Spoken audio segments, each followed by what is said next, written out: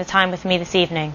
Thank you. Okay, we're going to be following this story throughout the hour on Fox and bringing you updates as they occur.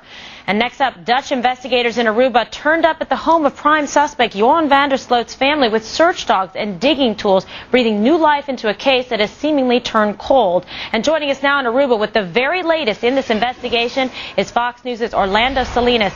Orlando, good evening. What's the latest? Kimberly, we all know that the 2-year anniversary of the disappearance of Natalee Holloway right now is just almost exactly 1 month away.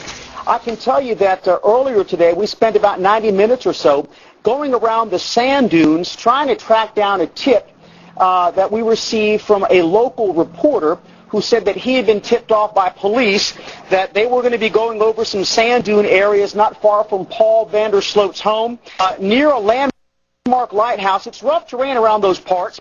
A local reporter, as I said he was tipped off, but also said that he had decided to slow down reporting on the Holloway case altogether.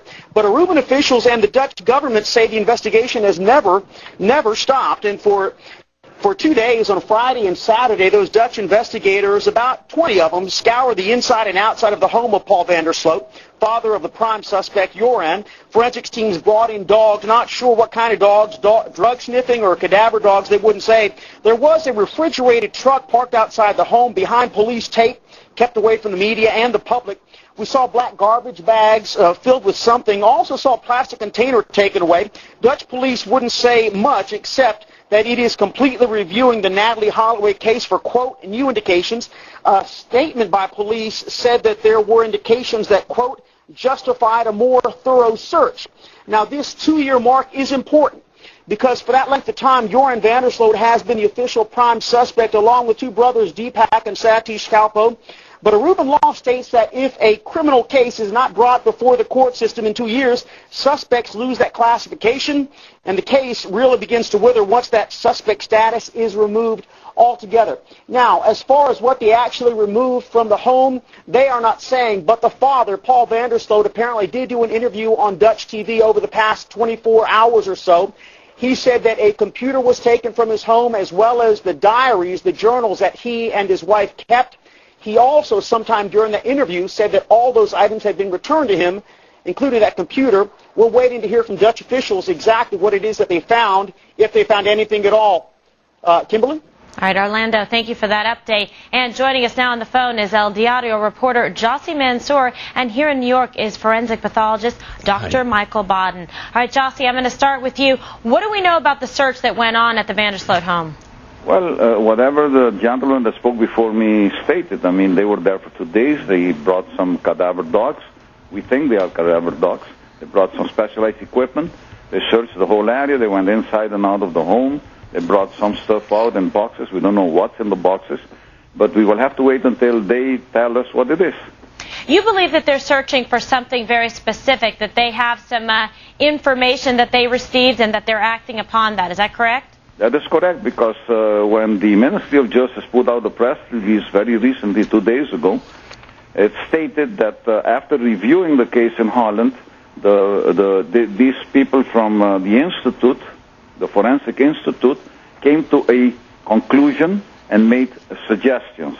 So they are basing themselves on the conclusion that they reached or on something new that some kind of witness told them in Holland. Somebody must have spoken to them to give them some kind of a lead that they came in such numbers to Aruba. Okay, so you don't believe that this is just sort of a all show before the 2-year mark comes up? No, definitely not. These are very serious people. Okay, real quick, Jossie, before I get to Dr. Baden, you say there may be a new search near the lighthouse. What's that about? Yeah, now, today they were seen with 2 vans behind the lighthouse. They were with the dogs again. They walked around. I think it was an orientation visit for a full-fledged investigation that will take place sometime in the very near future. All right, let's bring in Dr. Baden. Okay, what do you think they're looking for, and what can they hope to find, Dr. Baden? Kimberly, the long metal rods, the refrigerated truck, the dogs all indicate that they're looking for a body. Long metal rods are what typically used when we go out in the field and push down into the ground to see if it strikes something.